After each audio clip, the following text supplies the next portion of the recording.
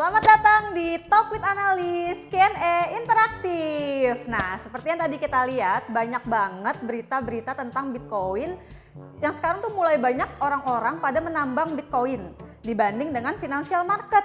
Nah, di sini siapa nih yang tahu Bitcoin? Coba. Siapa yang tahu Bitcoin? Angkat tangan. Sepi ya. Ini nggak ada yang mau nanya sama sekali. Ada penontonnya apa enggak nih acara nih? Kayaknya nggak ada ya. Ada yang mau nanya-nanya nggak? Emang Bitcoin apaan? Nah, itu tadi ada yang nanya tuh. Siapa tadi yang nanya tuh? Emang Bitcoin apaan? Nah, itu pertanyaan bagus. Karena saya sendiri sebenarnya juga nggak tahu Bitcoin itu apa. Daripada saya salah menjelaskan, mendingan saya undang aja langsung analis kece-nya Astronaci. Yuk kita sambut Kak Rus. Selamat datang. Ini kenapa lagunya jadi ramai-ramai ya? Emang ada masalah apa ini? Saya nggak ada lagi judi. Tiba-tiba lagunya judi. Kan memang Bitcoin judi, itu beritanya. Mana? Oh, Warren Buffett sebut Bitcoin sebagai alat judi. Nah, menurut Kak Ruth gimana nih? Ini kita langsung masuk ke pembahasannya aja ya.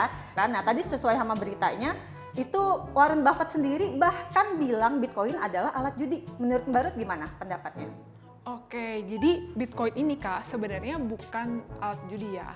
Tapi Bitcoin ini merupakan suatu aset, merupakan bagian dari cryptocurrency atau mata uang virtual, di mana Bitcoin ini memang aset investasi yang terbaru gitu. Tahun 2009 baru dimunculkan.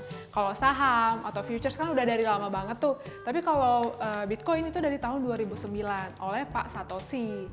Dan kalau kita tahu juga Bitcoin ini bukanlah aset yang sebenarnya bisa kita pegang, kita genggam atau kita raba gitu, bukan. Tapi Bitcoin ini adalah aset mata uang virtual gitu sih Kak. Jadi nggak ada bentukannya kayak ya saham juga sebenarnya tidak ada bentuknya ya? Kalau dulu sih saham kan ada tuh bentuknya berupa kertas, surat. Okay. Tapi sekarang kan jadi virtual semua. Jadi kita pakai platform trading. Nah, kalau Bitcoin ini dari dulu ya memang bentuknya virtual gitu. Oh gitu. Nah, tadi kan sempat dibilang katanya Bitcoin itu bentuknya virtual kan, berarti tidak ada bentuknya gitu, tidak terlihat Betul. gitu kan. Berarti itu sama nggak sih sama saham atau forex atau gold? Oke, Gitu. jadi Bitcoin ini kan sebagai salah satu bentuk investasi, merupakan bagian dari cryptocurrency. Tapi sama nggak sih kayak saham atau sama kayak futures? Sebenarnya sama-sama bisa diperjualbelikan. Kalau dulu kan saham bentuknya ada kertasnya ya, kertas kepemilikan, bukti kepemilikan, sekian lembar gitu untuk para investor. Tapi sekarang semuanya kan by platform trading yang kita nerima mungkin bukti transaksi doang gitu kan. Tapi kalau Bitcoin tuh memang nggak bisa kita raba, nggak bisa kita pegang, nggak bisa kita sentuh nih teman-teman semua. Tapi bisa juga kita tradingkan, bisa juga kita perjualbelikan. Dulunya Bitcoin tuh ditambang loh Kak. Jadi kita ibaratkan lagi mining Bitcoin nih gitu. Oh, jadi bukan di financial market ya? Dia Ya. menambangnya itu di apa ya platformnya kalau boleh tahu?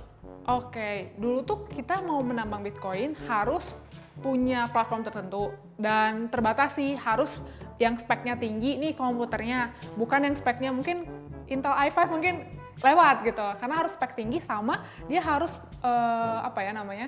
tenaga listrik power listriknya tuh harus tinggi juga gitu. Kalau kita mau nambang Bitcoin pada tahun 2011-2012, kira-kira gitu Kak. Nah, ini salah satu yang menarik kenapa orang-orang banyak tertarik untuk di Bitcoin. Ya. Karena katanya ini harga satu Bitcoin itu bisa mencapai ratusan juta. Nah, nih coba kita lihat beritanya. Nah, menilik harga Bitcoin dari 45.000 sampai 700 juta. Nah, ini sebenarnya gimana sih? Emang sampai sebanyak itu ya? Berarti forex sama gold itu kalah dong. Oke. Nah, di Bitcoin ini dia sebagai alat investasi terbaru tapi tingkat volatilitasnya tuh tinggi banget. Jadi bahkan dia bisa mencapai nilai all time high nih akhir-akhir ini sekitar 58.000 US dollar gitu, atau kalau dirupiahkan 750 jutaan lah gitu. Nah, walaupun agak-agak koreksi sih akhir-akhir ini.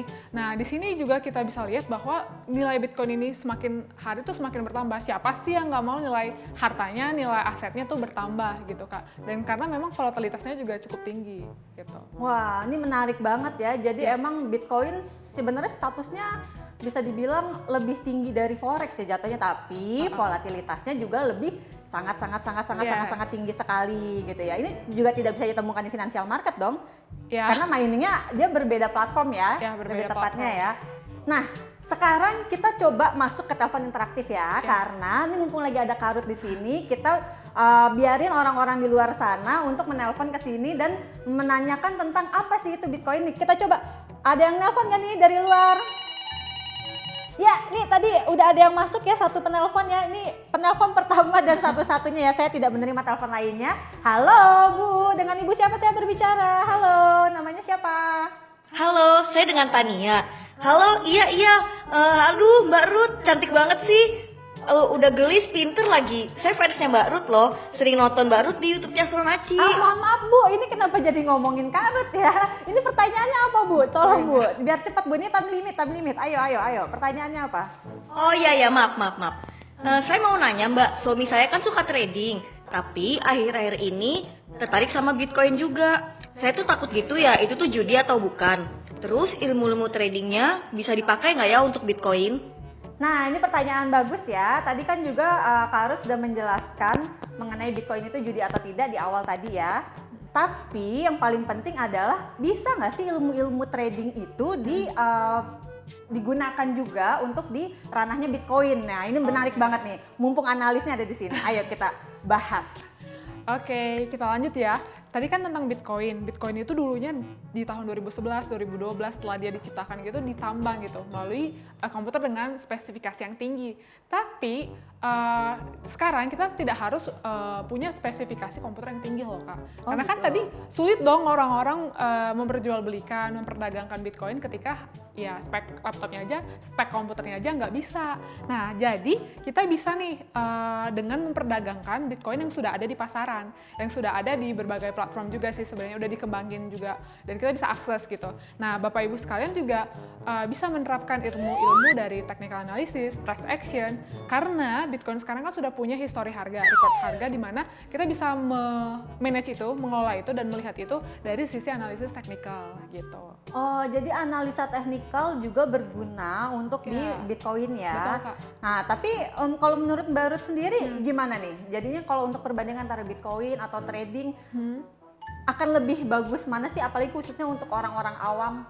Nah, daripada kita bingung mikirin tentang spek komputer atau laptop kita, mending kita lebih fokusin kepada analisis dari Bitcoin itu sendiri. Nah, salah satu analisis yang bisa digunakan adalah analisis teknikal, di mana analisis ini beruntungnya tidak hanya bisa digunakan di salah satu aset saja, misalnya kayak saham ya, yang udah kita sering ngomongin dari dulu ya, tapi juga dari futures, dari Bitcoin pun juga bisa, gitu. Jadi, lebih baik kita mendalami atau bisa membaca market dulu, bisa menganalisis market dulu, baru deh kita terjun tuh yang namanya aset-aset lain seperti Bitcoin. Nah, itu bagus banget. Berarti ya sama ya, sebenarnya sama kayak trading-trading lainnya. Iya. Jangan langsung terjun dan di sini kita tidak mengarahkan penonton untuk langsung terjun ke Bitcoin, tapi lebih ke ya kita pelajarin dulu aja dasar-dasarnya gitu. Betul. Apa sih dasar-dasarnya? Yaitu adalah cara menganalisa. Betul. Cara menganalisa ini ada metodenya, metode analisa teknikal ataupun fundamental seperti itu ya. Cuma kalau untuk Bitcoin mungkin tidak ada fundamental ya. Lebih ke technical sih, supaya kita bisa baca arah harganya tuh kemana sih sebenarnya. Nah itu metode seperti itu juga bisa digunakan ke semua market, khususnya di financial market juga. Betul, Kak. Nah, kalau mau belajar untuk technical analysis ataupun dasar-dasar pengenalan financial market, Iya. ini juga bisa belajar di CIT Starter loh. Betul banget, Ya, Kak. tapi sayangnya memang di CIT Starter tidak ada untuk ngearah khusus yang ke Bitcoin. Jadi Tapi, memang lebih spesial di saham Betul. ataupun di futures seperti itu ya. Nah, apa aja sih biasanya kalau untuk yang di CIT Starter untuk pelajaran materi-materi technical analisanya? Oke, kalau di CIT Starter pasti kita mau dulu nih Bapak Ibu tahu dulu poin-poinnya pas financial market itu seperti apa, gambarannya seperti apa, baru kita nanti breakdown ke materi-materi yang bisa Bapak Ibu gunakan gitu di dalam analisis teknikal gitu. Itu sih Kak. Sampai kepada mindsetnya sih, mindset dan juga pasti live trading lah supaya ilmunya bisa diaktualisasikan ke dalam real market gitu. Mantap. Nah, mungkin dari Karut sendiri ada pesan-pesan untuk yang pemula-pemula untuk di market? Oke, mungkin Bapak Ibu jangan terlalu tergiur banget, wah ini Bitcoin bisa cuan ratusan persen sekian macam, tapi tetap perlu lagi Bapak Ibu pelajari tentang basic-basicnya di pasar tersebut seperti apa, terus analisis yang bisa berfungsi di pasar tersebut seperti apa, dan pastinya Bapak Ibu juga bisa nih join di CIT Starter. Nah, bener tuh. Dengerin tadi apa kata-kata dari Kak Ruth untuk mengenai analisa teknikal yang bisa digunakan di market.